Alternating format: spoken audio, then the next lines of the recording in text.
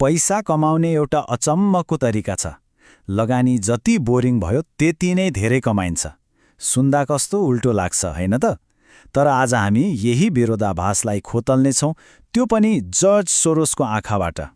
जब कुनै लगानी गर्दा एकदमै उत्साह रमाइलो लाग्छ नि, त्यो वास्तवमा एउटा खतराको घण्टी हुन सक्छ।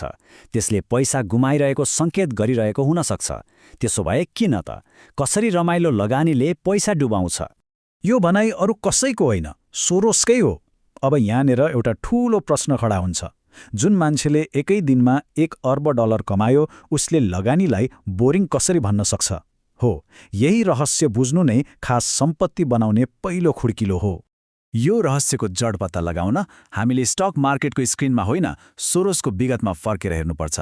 खास गरी नाजीहरूले कब्जा गरेको हङ्गेरीमा बितेको उनको त्यो कठिन बाल्यकालमा। सन् 1944 को त्यो समय उनले आफ्नो बुवाबाट जीवनकै सबैभन्दा ठूलो पाठ सिके। त्यो के थियो भने, बाँच्नको लागि भिडको पछि लाग्नु हुँदैन, बरु वास्तविकता जतिसुकै तितो भए पनि त्यसलाई जस्ताको तस्तै स्वीकारेर तुरन्तै निर्णय लिनुपर्छ। यो जीवनको अनुभवले एउटा जग बसाल्यो।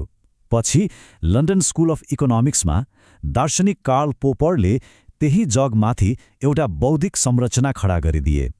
पोपरको सिद्धान्त के थियो भने, मानिसको ज्ञान सधैँ अधुरो र गलत हुन्छ। हो, यही अनुभव र दर्शनको मिश्रणबाट सोरोसले 2वटा शक्तिशाली सिद्धान्तहरू बनाए, जसले बजारलाई हेर्ने उनको पुरै तरिका नै बदलियो। ल अब त्यही सिद्धान्तहरूमा डुबुल्की मारौँ। पहिलो हो फ्यालिबिलिटी। सिधा भाषामा भन्दा हामी सधैँ गलत हुन सक्छौँ, हाम्रो बुझाइमा केही न केही खोट हुन्छ नै। र दोस्रो रिफ्लेक्सिभिटी। यो अलि गहिरो छ।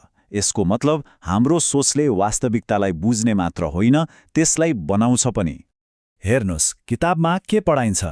बजार एकदमै कुशल छ, सधैँ सही हुन्छ, मूल्यले कम्पनीको सक्कली अवस्था देखाउँछ।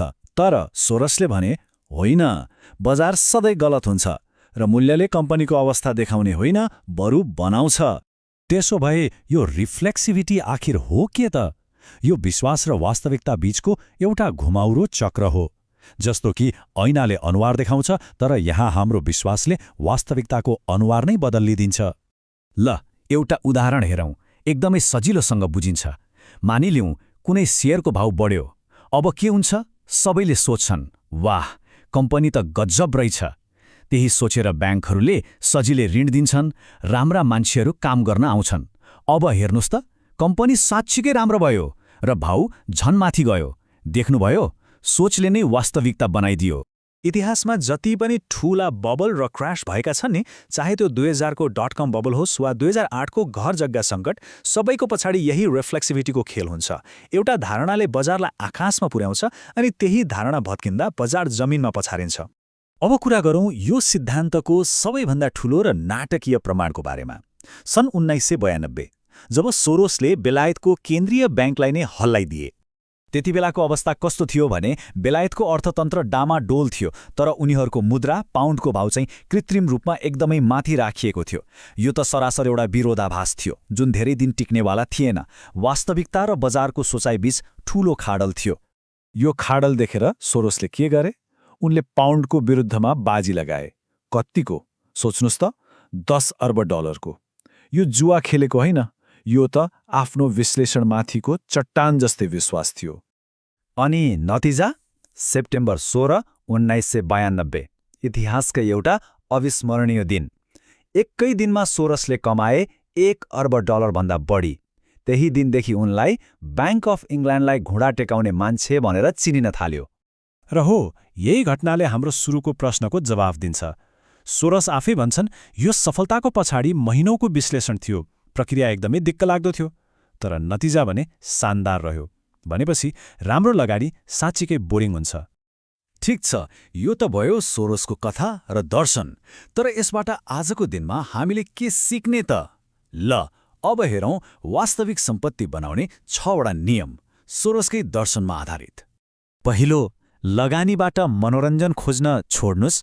दोस्रो, आफू गलत हुन सक्छु भन्ने कुरा सधैँ दिमागमा राख्नुस्, त्यसैले पुँजी जोगाउनु पहिलो काम हो। तेस्रो, हरेक लगानीको पछाडि लुकेको कमजोरी के छ त्यो खोज्नुस्। चौथो, जब विश्वास पक्का हुन्छ तब डराएर होइन, आँट गरेर अघि बढ्नुस्।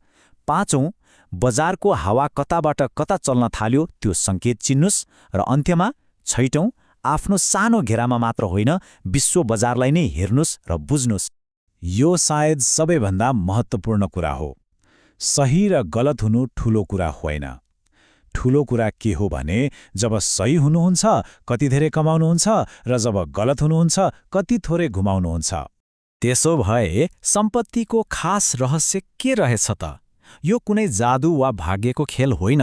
यो त बजारको हो हल्लामा पनि वास्तविकतालाई छर्लङ्ग देख्नु हो र जे देखिन्छ त्यसमाथि विश्वास गरेर अनुशासनका साथ कदम चाल्नु हो। अन्त्यमा सोरोसको यो भनाइलाई फेरि एकपटक मनन गरौँ। पैसा सबैले देखेको कुरालाई छोडेर कसैले नसोचेको कुरामा बाजी लगाएर कमाइन्छ। किन? किनकि सबैले देखेको कुराको मूल्य त पहिले नै तिरिसकिएको हुन्छ। अब यो सबै सुनिसकेपछि एउटा प्रश्नमा सोचौँ।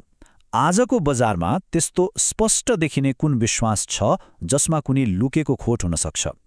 यसरी सोच्न थाल्नु नै सोरोसको बाटोमा हिँड्नु हो।